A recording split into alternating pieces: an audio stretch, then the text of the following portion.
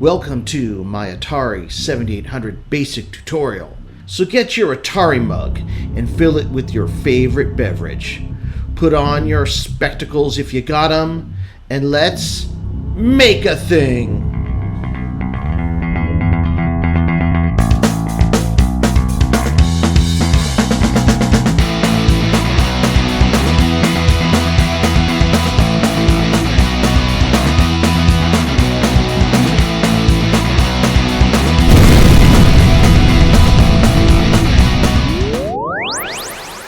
Lesson 3 of my Atari 7800 basic tutorial, title screens?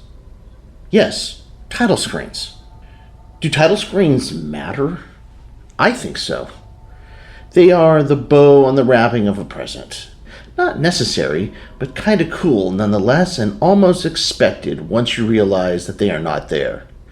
If you didn't grow up in the golden age of Atari games, you might not realize that a decent title screen for a game was not always a foregone conclusion.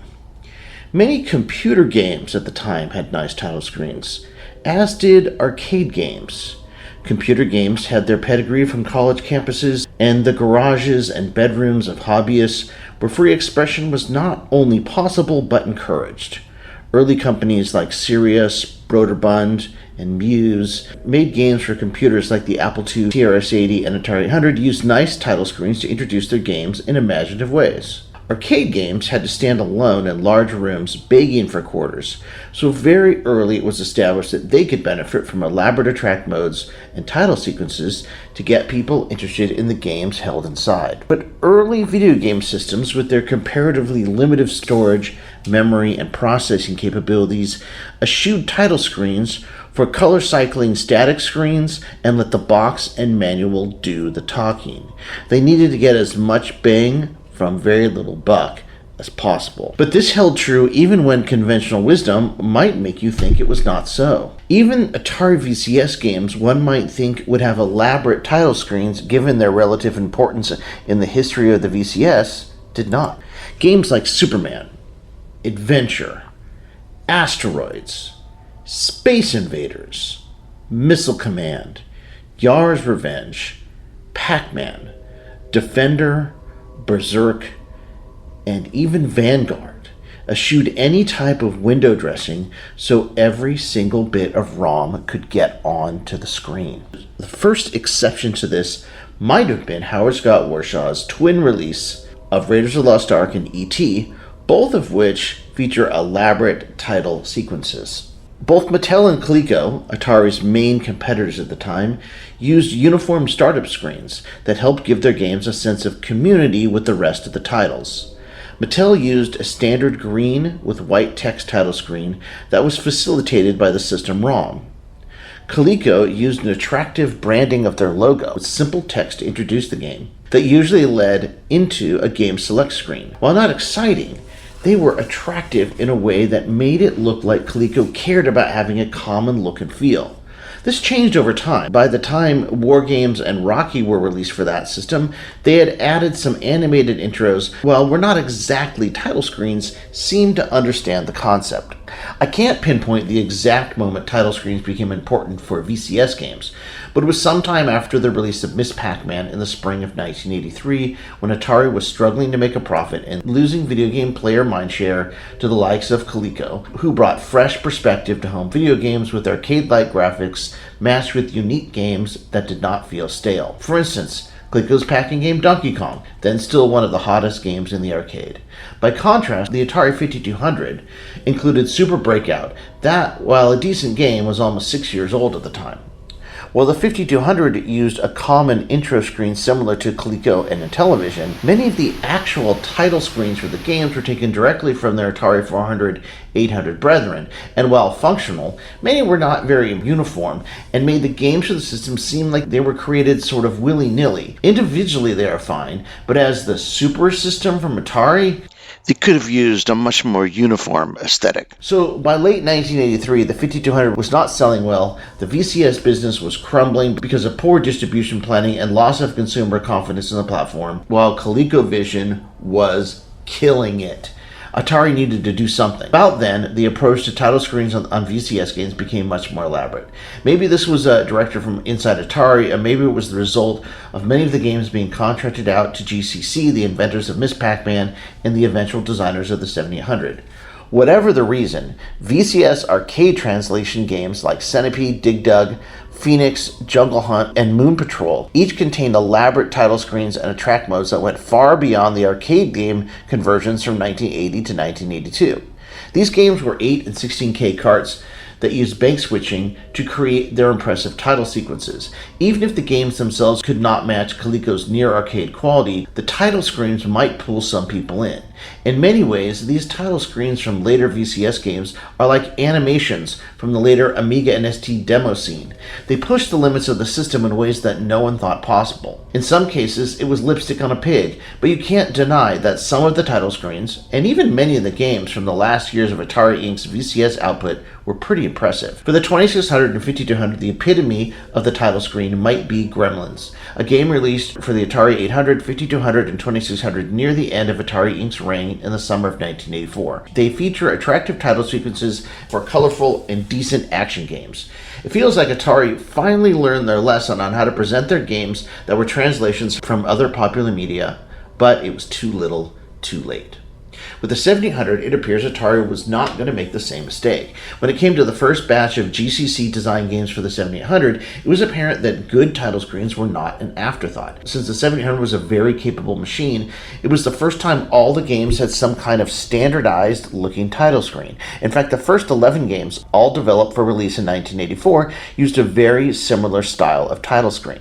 Asteroids, Centipede, Desert Falcon, Dig Dug, Food Fight, Galaga, Joust, Miss Pac-Man, Pole Position 2, Robotron, and Xevious. While not all of the screens and logos matched the arcade counterparts, the effect was a pleasing, almost uniform style for the first time on an American video game console. When the 7800 finally arrived, the second wave of games like Dark Chambers and Cracked used a wide variety of different title screen styles. Later, 7800 games used even more elaborate title screens that mirrored the third-party screens for competing platforms. For example, Alien Brigade and Motor Psycho. As a kid, I followed each nuanced change, update, and advance in video games like it was a work of great art. I loved Atari, but I could see how they were faltering. Seeing the 7800 title screens and gameplay gave me hope that Atari was doing it right. However, since these games would not see the light of day for almost 2 years,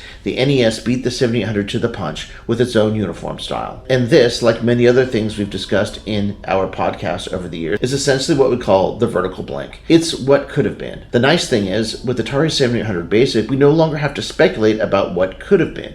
We could just try it ourselves. It may not be a time machine that lets you go back and change the course of video game history, but it might as well be the next best thing.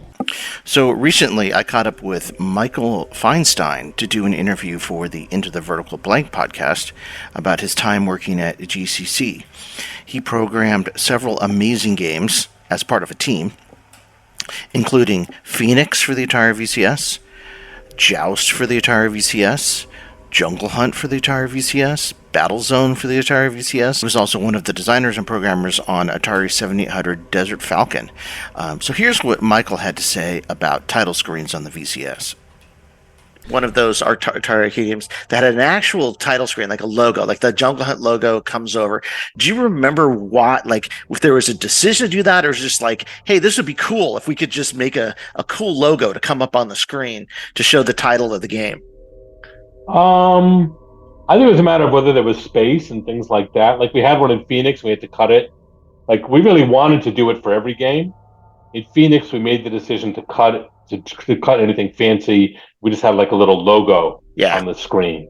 So I don't, I think that was always the goal, because arcade games have like an attract mode. Yep. It's what's playing when you're walking by to get you to want to play the game.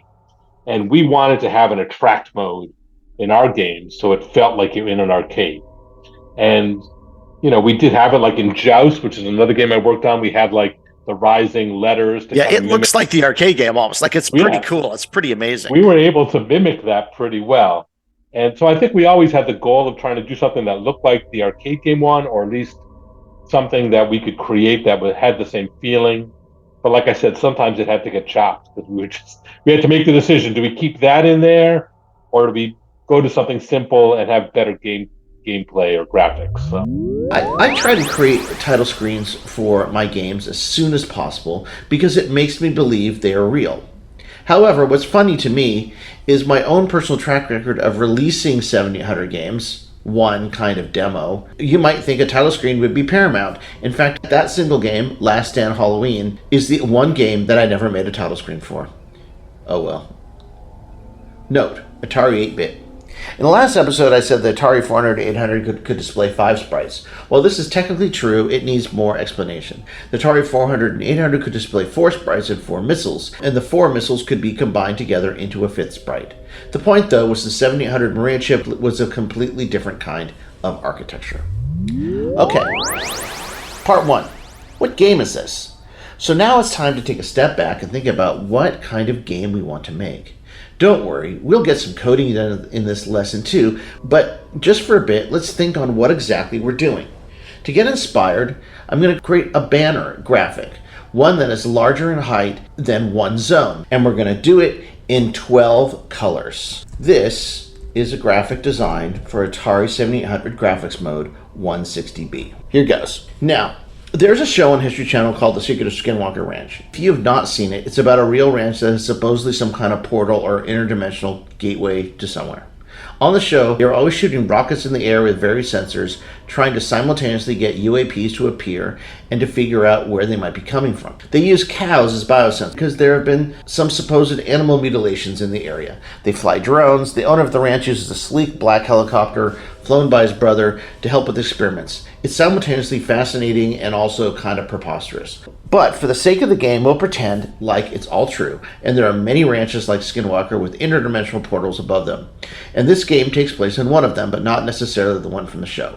The UAP you are flying is sort of an interdimensional Uber transport. When a level starts, you arrive above the ranch in a UAP. The portal you came through closes, and the next portal will not open until you collect enough orbs to energize the next one. With enough orbs collected, the next portal opens and you can slip through to whatever dimension you need to go to. But while you are on screen collecting orbs over the ranch, the scientists on the ground will be shooting rockets at you. They will send drones, and if you miss too many orbs, the black helicopter will show up.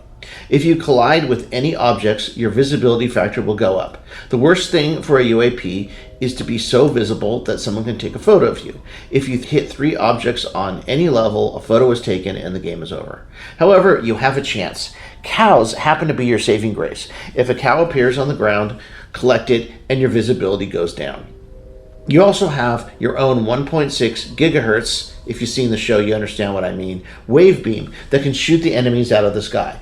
But you can only have one beam on the screen at a time, so use it wisely. And that's it. Each level will get harder and harder, but that's the basic game. We'll use the full screen for the game and let the player UAP move anywhere. The game will be styled a bit like Robotron, and we'll use it as a way to see just how many animated sprites we can get on the screen.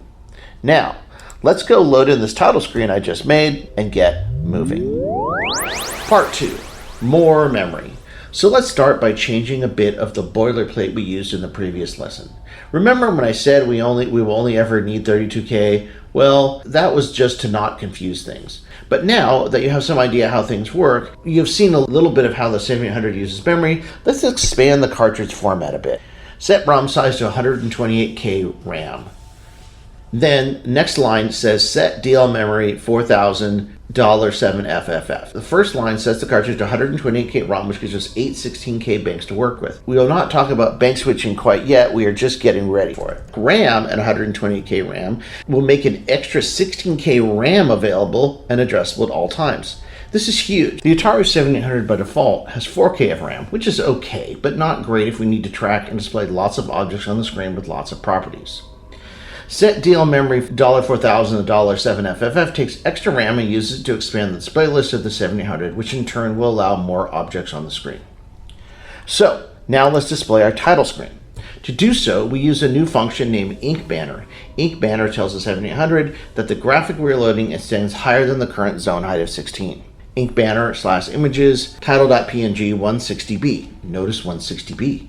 It comes after the file name. That tells the 7800 that we want to load a 12 color bitmap. In our underscore title loop function, we will now display the title graphic using the plot banner command.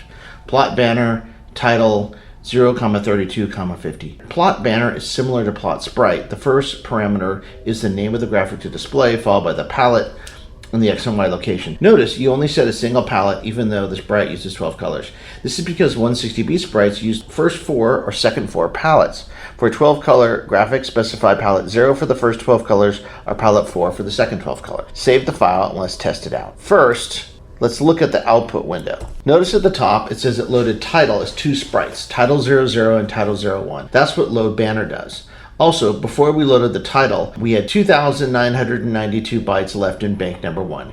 Now we only have 1,456. So the title of 12 colors is about 1.5K in size. 160B sprites can be large, so it's a good idea to limit them or manage them into multiple ROM banks. It now says we can have 136 objects per zone. This is because of the extra memory we added. Now, practically, there will be no way to get 136 objects per zone in an action game, and we may find out we need some of that extra RAM anyway for our active game data. But for now, we'll just keep it as it is. When you load up the game, you should see something like this. UAP on a pink background, and it doesn't quite look like we designed. The colors are all wrong, and we still have that color cycling background. The first thing we'll do is fix the colors.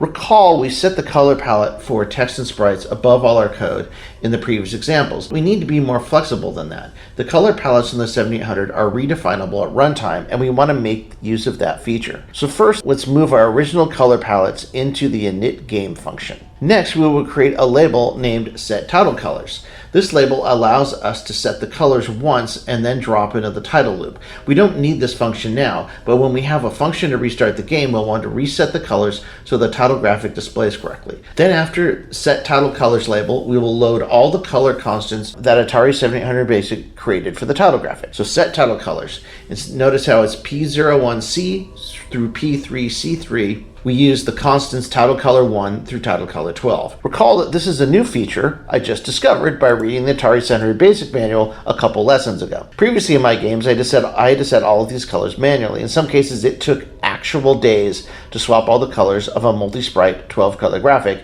just to get them right. However, these new constants are created when the graphic is loaded. The format of file name, underscore, color, and then X where the value is a number. So we can set the first 4 palettes of the 7800 with these constants. It makes everything easy. Now that we have set the colors, let's run the program and see what happens. Ah, look, our colors are right.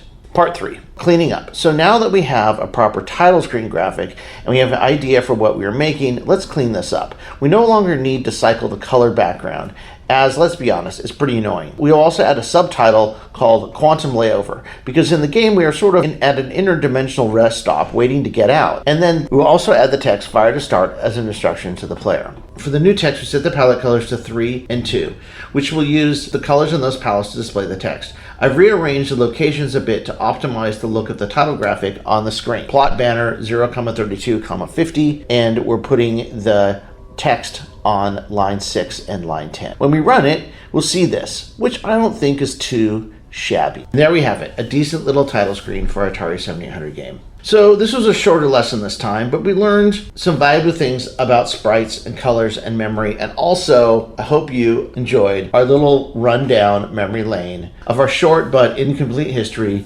of early video game title screens. Next time, we're picking up with collisions and score. See you then.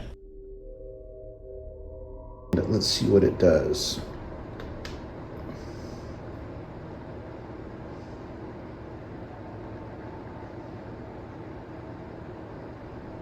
Ah, there you go. That's what we expected to see. UAP quantum layover, press start. And when we press start, we can move the UAP line.